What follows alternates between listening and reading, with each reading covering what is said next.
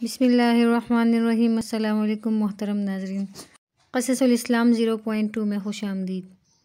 الحمدللہ ہم آج ایک عظیم صحابی رسول صلی اللہ علیہ وآلہ وسلم، فاتح ایران اور ان خوش نصیب افراد میں سے ایک کا تذکرہ کریں گے جنہیں نبی کریم صلی اللہ علیہ وآلہ وسلم نے جنت کی بشارت دی، جن کا نام عشر مبشرہ میں آیا ہے۔ کیا آپ جانتے ہیں کہ عشر مبشرہ کسے کہتے ہیں؟ تو چلیے اس میں بھی تفصیل سے بات کرتے ہیں۔ نبی کریم صلی اللہ علیہ وآلہ وسلم نے بعض صحابہ کو ان کے عظیم خدمات کے بدلے میں دنیا میں ہی جنت کی بشارت دی۔ ان 10 عظیم شخصیات میں حضرت ابوبکر صدیق رضی اللہ تعالیٰ عنہ، نبی کریم صلی اللہ علیہ وآلہ وسلم کے سب سے قریبی ساتھی اور پہلے خلیفہ، حضرت عمر فاروق رضی اللہ تعالیٰ عنہ، اسلام کے دوسرے خلیفہ، عدل و انصاف کی مثال، حضرت عثمان غنی رضی اللہ تعالیٰ عنہ، تیسرے خلیفہ، سخاوت اور حیا کی علامت، حضرت علی المرتضیٰ رضی اللہ تعالیٰ عنہ، چوتھے خلیفہ، شجاعت اور علم کے پیکر، حضرت طلحہ بن عبید اللہ رضی اللہ تعالیٰ عنہ، غزوہ احد کے ہیرو جنہوں نے نبی کریم صلی اللہ علیہ وآلہ وسلم کو بچانے کے لیے خود کو قربان کر دیا، حضرت زبیر بن العوام، نبی کریم صلی اللہ علیہ وآلہ وسلم کے چچا زاد اور اسلام کے اولین سپاہیوں میں شامل، حضرت عبد الرحمن بن عوف رضی اللہ تعالیٰ عنہ، اسلام کے نامور تاجر جنہوں نے اپنا مال اسلام کی خدمت میں خرچ کیا، حضرت سعد بن ابی وقاص، فاتح ایران اور نبی کریم صلی اللہ علیہ وآلہ وسلم کے محبوب تیر انداز، حضرت سعید بن زید رضی اللہ تعالیٰ عنہ، اسلام کے اولین سپاہیوں میں سے اور حضرت عمر رضی اللہ تعالیٰ عنہ کے بہنوئی بھی تھے، حضرت ابو عبیدہ بن جراح رضی اللہ تعالیٰ عنہ، اسلامی فوج کے سپہ سالار جنہیں نبی کریم صلی اللہ علیہ وآلہ وسلم نے امین الامت کا لقب دیا۔ یہ تمام صحابہ کرام رضی اللہ تعالیٰ عنہ اسلام کے ستون تھے اور ان کی خدمات ہمیشہ یاد رکھی جائیں گی۔ حضرت سعد بن ابی وقاص کی ابتدائی زندگی اور اسلام قبول کرنا۔ حضرت سعد بن ابی وقاص رضی اللہ تعالیٰ عنہ کا اصل نام مالک بن وہیب تھا۔ وہ قریش کے بنو زہرہ قبیلے سے تعلق رکھتے تھے جو حضرت آمنہ رضی اللہ تعالیٰ عنہ، والدہ رسول صلی اللہ علیہ وآلہ وسلم کا قبیلہ تھا۔ حضرت سعد رضی اللہ تعالیٰ عنہ ان چند خوش نصیب افراد میں شامل تھے جنہوں نے سب سے پہلے اسلام قبول کیا۔ آپ رضی اللہ تعالیٰ عنہ کا اسلام قبول کرنا قریش کے لیے ناقابل برداشت تھا، یہاں تک کہ ان کی والدہ نے ان پر دباؤ ڈالا کہ وہ اسلام چھوڑ دیں، مگر حضرت سعد بن ابی وقاص رضی اللہ تعالیٰ عنہ ثابت قدم رہے اور فرمایا، اگر میرے پاس 100 جانیں بھی ہوں اور وہ سب ایک ایک کر کے نکل جائیں تب بھی میں دین اسلام کو نہیں چھوڑوں گا۔ حضرت سعد بن ابی وقاص رضی اللہ تعالیٰ عنہ کی محبت رسول صلی اللہ علیہ وآلہ وسلم۔ حضرت سعد بن ابی وقاص رضی اللہ تعالیٰ عنہ کی نبی کریم صلی اللہ علیہ وآلہ وسلم سے بے پناہ محبت تھی۔ وہ ہمیشہ آپ صلی اللہ علیہ وآلہ وسلم کی حفاظت کے لیے تیار رہتے۔ غزوہ احد میں جب نبی کریم صلی اللہ علیہ وآلہ وسلم پر حملہ ہوا تو حضرت سعد بن ابی وقاص رضی اللہ تعالیٰ عنہ ان چند جانثاروں میں شامل تھے جنہوں نے اپنی جان پر کھیل کر رسول اللہ صلی اللہ علیہ وآلہ وسلم کا دفاع کیا۔ اسی جنگ میں رسول اللہ صلی اللہ علیہ وآلہ وسلم نے حضرت سعد رضی اللہ تعالیٰ عنہ کے لیے فرمایا، اے سعد، تیر چلاؤ، میرے ماں باپ تم پر قربان ہوں۔ حضرت سعد بن ابی وقاص رضی اللہ تعالیٰ عنہ کی جنگی خدمات۔ غزوہ بدر، یہ وہ پہلی جنگ تھی جس میں حضرت سعد رضی اللہ تعالیٰ عنہ نے بہادری کے جوہر دکھائے اور کفار کو ناکوں چنے چبوا دیے۔ غزوہ احد، حضرت سعد رضی اللہ تعالیٰ عنہ نبی کریم صلی اللہ علیہ وآلہ وسلم کے سب سے قریبی محافظین میں شامل تھے اور انہوں نے دشمن پر تیروں کی بارش کر دی۔ قادسیہ، یہ جنگ حضرت عمر فاروق رضی اللہ تعالیٰ عنہ کے دور خلافت میں ہوئی جس میں حضرت سعد بن ابی وقاص رضی اللہ تعالیٰ عنہ اسلامی فوج کے سپہ سالار تھے۔ قادسیہ کی جنگ اسلامی تاریخ کی سب سے فیصلہ کن جنگوں میں سے ایک تھی۔ ساسانی سلطنت کا طاقتور سپہ سالار رستم فرخزاد اس جنگ میں مقابل تھا۔ مسلمانوں نے 3 دن تک دشمن کے خلاف بہادری سے جنگ کی۔ حضرت سعد رضی اللہ تعالیٰ عنہ بیماری کے باوجود جنگ کی نگرانی کرتے رہے اور اپنی فوج کو ہدایات دیتے رہے۔ بالآخر اسلامی لشکر نے ساسانی فوج کو فیصلہ کن شکست دی اور رستم کو قتل کر دیا۔ اس جنگ کے نتیجے میں ساسانی سلطنت کا زوال شروع ہو گیا اور ایران کے دروازے اسلام کے لیے کھل گئے۔ فتح مدائن۔ قادسیہ کی جنگ کے بعد حضرت سعد بن ابی وقاص رضی اللہ تعالیٰ عنہ نے ایرانی دارالحکومت مدائن پر حملہ کیا۔ ایرانی بادشاہ یزدگرد سوم مدائن سے فرار ہو گیا اور مسلمانوں نے شہر پر قبضہ کر لیا۔ مدائن کی فتح ایک عظیم فتح تھی کیونکہ یہ ساسانی سلطنت کا مرکز تھا۔ جب حضرت سعد رضی اللہ تعالیٰ عنہ مدائن میں داخل ہوئے تو انہوں نے وہاں کے شاہی محلات دیکھے، لیکن اسلامی سپہ سالار ہونے کے ناطے وہ دنیاوی شان و شوکت سے متاثر نہیں ہوئی۔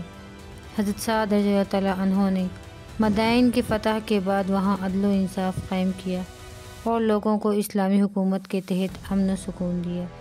نہاوند کی جنگ۔ مدائن کی فتح کے بعد ساسانی سلطنت کے باقی فوجی دستے دوبارہ منظم ہو کر مسلمانوں کے خلاف صف آرا ہوئے۔ حضرت سعد بن ابی وقاص رضی اللہ تعالیٰ عنہ کی قیادت میں اسلامی فوج نے نہاوند کی جنگ میں فیصلہ کن فتح حاصل کی۔ اس جنگ کے نتیجے میں ساسانی سلطنت ہمیشہ کے لیے ختم ہو گئی اور ایران مکمل طور پر اسلامی خلافت کا حصہ بن گیا۔ ایران میں اسلامی حکومت کا قیام۔ حضرت سعد رضی اللہ تعالیٰ عنہ نے فتح کے بعد ایران میں اسلامی طرز حکومت نافذ کی۔ انہوں نے وہاں عدل و انصاف کی شاندار مثالیں قائم کی اور عوام کو اسلامی تعلیمات کے مطابق زندگی گزارنے کا موقع دیا۔ ان کی حکمت عملی کی وجہ سے ایران میں اسلام تیزی سے پھیلنے لگا۔ اسلام کی تاریخ میں کئی ایسے واقعات موجود ہیں جنہوں نے مسلمانوں کی فتح میں کلیدی کردار ادا کیا۔ ان واقعات میں ایک واقعہ بھی نمایاں حیثیت رکھتا ہے جس میں عظیم صحابی اور جنگجو سعد بن ابی وقاص رضی اللہ تعالیٰ عنہ نے جاسوسی کے ذریعے دشمن کے منصوبوں کو بے نقاب کیا۔ اس واقعے کا پس منظر یہ تھا کہ اس وقت مسلمان فوجیں ایک اہم محاذ پر دشمن کے خلاف لشکر کشی کر رہی تھیں۔ دشمن کی صف بندی اور ان کی اگلی حکمت عملی کا درست علم نہ ہونے کی وجہ سے مسلمانوں کو دشوار حالات کا سامنا تھا۔ اسی دوران قائدین نے سعد بن ابی وقاص کو ایک خفیہ ماموریت سونپی جس کا مقصد دشمن کے اندرونی معاملات کا سراغ لگانا تھا۔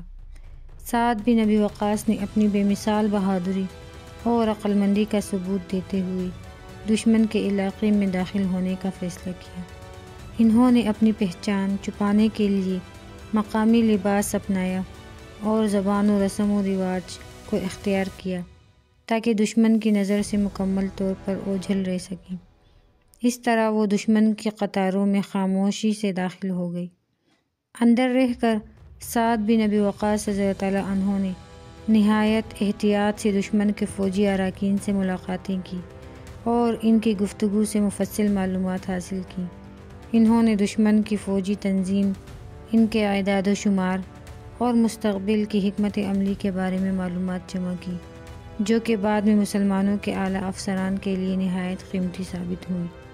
یہ خفیہ جاسوسی مشن مسلمانوں کے لیے فیصلہ کن ثابت ہوا۔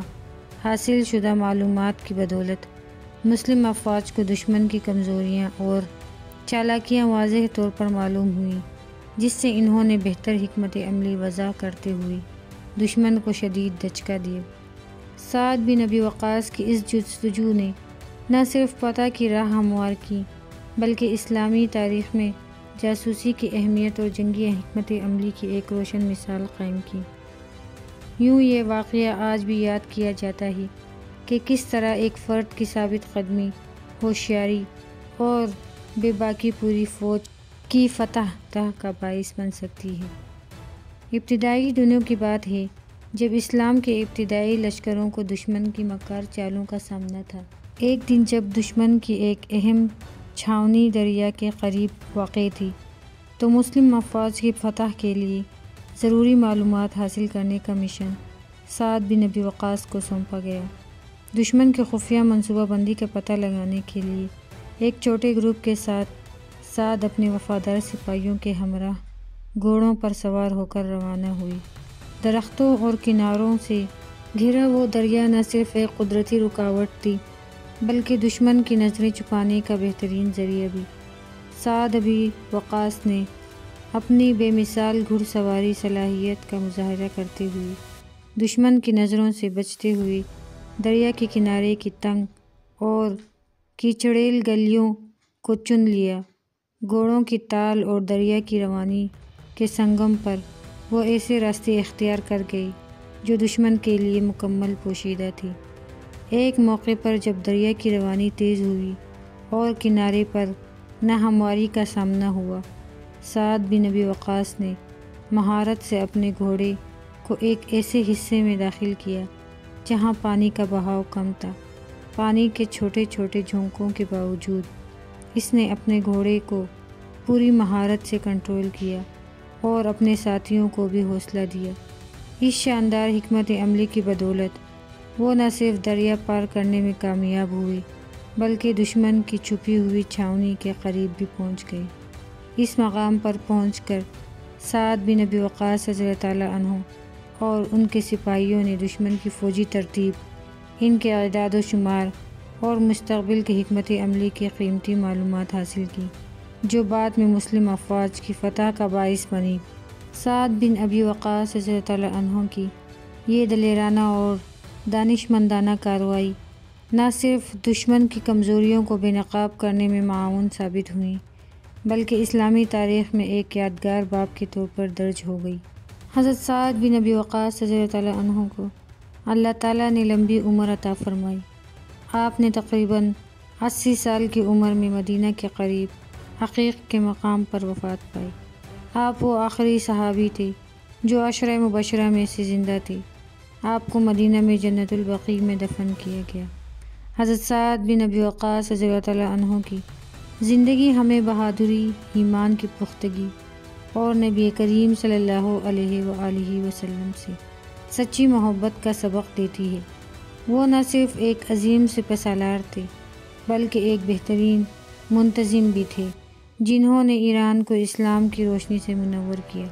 ان کی فتوحات نے اسلامی تاریخ میں ایک نئے باب کا آغاز کیا اور ان کی قیادت میں اسلام کا پیغام ایران کی سرزمین تک پہنچا۔